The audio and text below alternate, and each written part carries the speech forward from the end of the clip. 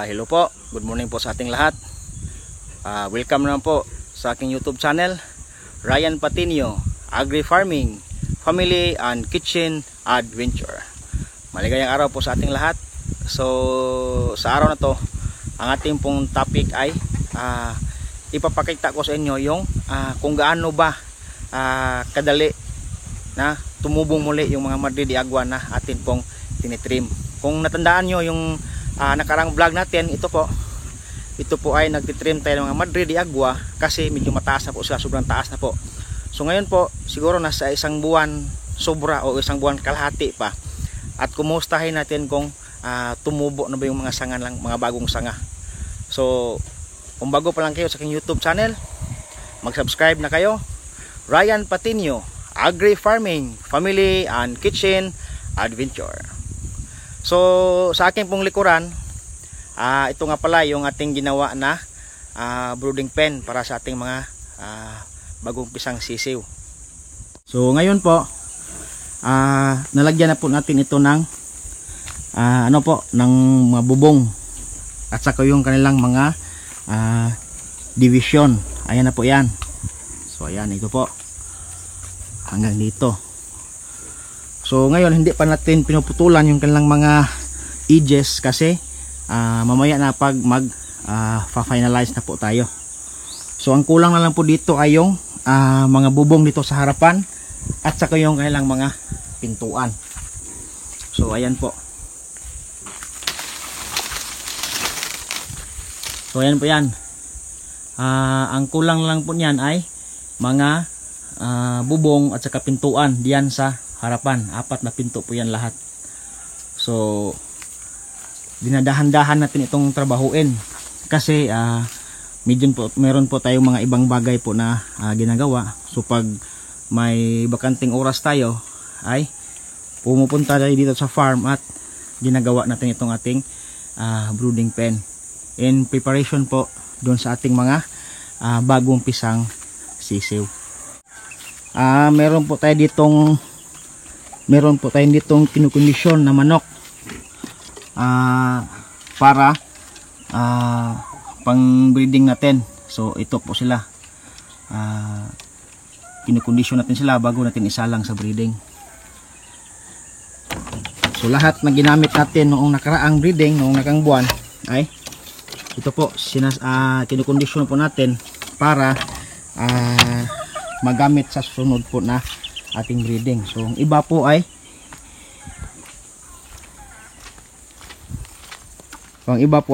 dito po natin nilagay sa cording area dito po sa labas. Ayan po. And then meron po dyan. So ito po yung ating isasalang ngayong March, at saka siguro yung ating target dito ay mga April born na mga sisiw.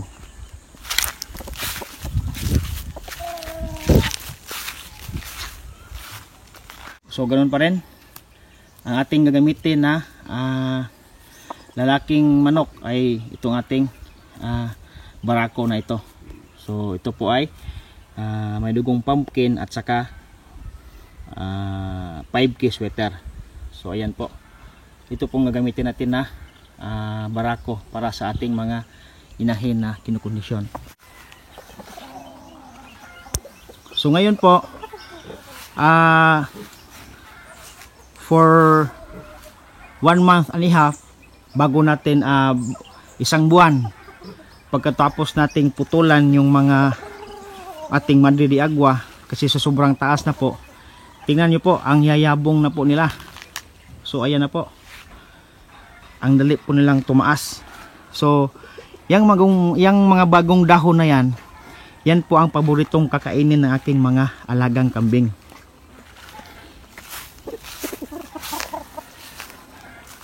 Ayan po.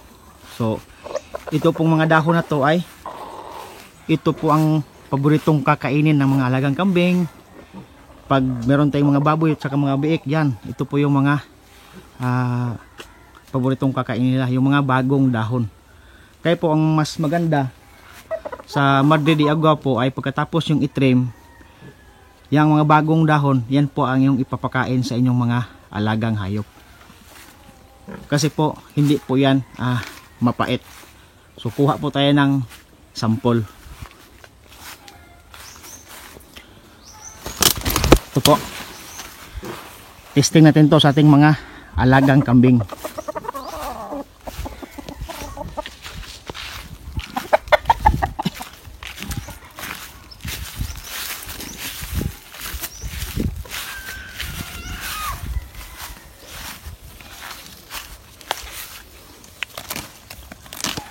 So ayan, paboritong kainin ng ating mga alagang kambing yung mga ganitong dahon.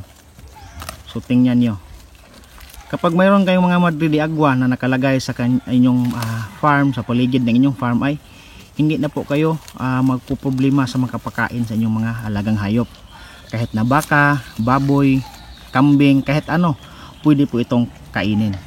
So ayan po, kinakain na po ng ating alagang kambing. Gabi-gabi po ito po ang aking pinapakain sa aking mga alagang kambing. So ayan po, gabi-gabi po ay nilalagyan ko po sila ng mga ganito doon sa kanilang goat house. Sinasabitan ko po sila ng mga Madre de Agua. Kasi po yung Madre de Agua kasi mayaman po ito sa protina at mga vitamins na kinakailangan ng ating mga sa katawan ng ating mga hayop. So ayan po yan, yung ating kambing. Sinusubukan nating pakainin. So kapag yung dahon talaga ay medyo bata pa, ay paborito po yang kainin sa ating mga alagang kambing. So kaya po ang ginawa po natin ay pinuputulan po natin yung ating Madre de Agua kasi sa sobrang tayog na po, hindi na po kinakain ng ating mga alagang hayop yung mga dahon na sobrang tanda na po kasi medyo mapait na po iyon. So yung kinakain nila ay mga ganitong dahon, yung mga batang dahon, kasi yung lasa niya ay iba sa matatandang dahon.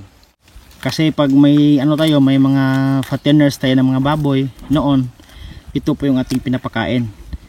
So far ngayon, buntis pa yung ating mga inahin. Yung Madre de Agua po ay hindi po siya advisable sa mga buntis na inahing baboy kasi mayaman po siya sa protina. Mas lalong tataba at saka lalaki yung ating inahin. Baka pati yung mga mga biik sa kanyang tiyan ay maging oversize, mahihirapan naman po silang sa panahon na kailang mga panganganak.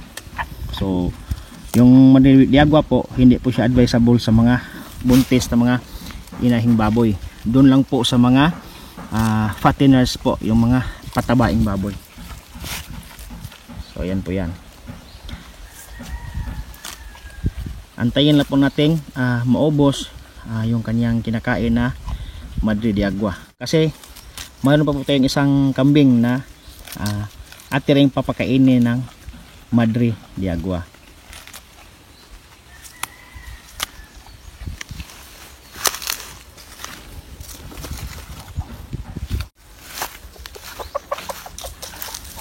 Dito naman po tayo sa kabilang kambing. Tingnan nyo. Sinusundan niya talaga yung mga dahon. So ayan. Ito po yung isang benepisyo ng Madre de Agua pag magtanim kayo dito sa inyong mga farm o kahit sa paligid na inyong mga hayupan, inyong mga bahay. Kapag may hayop kayo, ito po yung advantage. Hindi na po kayo pupunta sa gubat para maghanap ng mga kahit anong damo na ipapakain sa inyong mga alagang kambing. So ayan na po. Palagi ko po itong i-share dito sa aking vlog kasi po malaking tulong talaga ang Madre de Agua dito sa aking mga alagang hayop.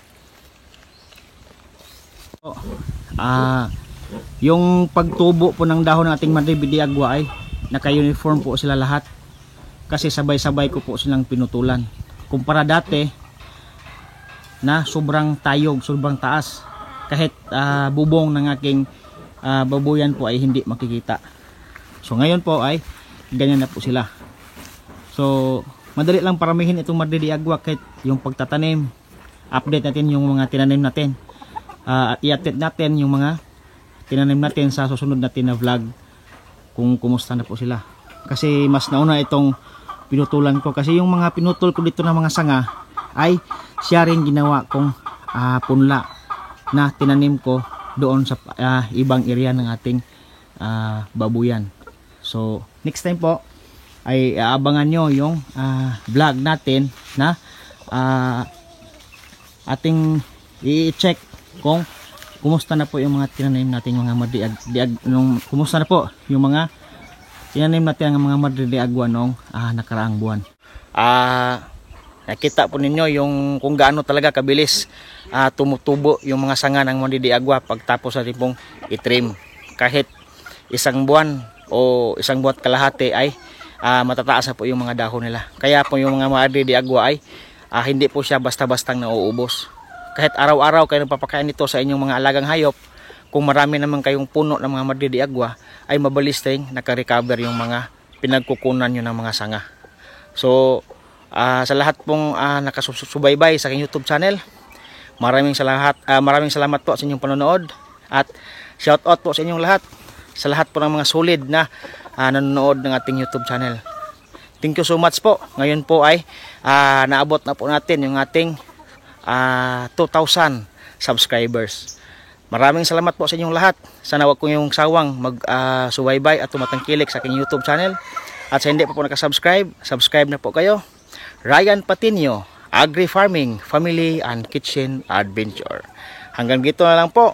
At happy farming po mga kaibigan. See you next time. Bye-bye.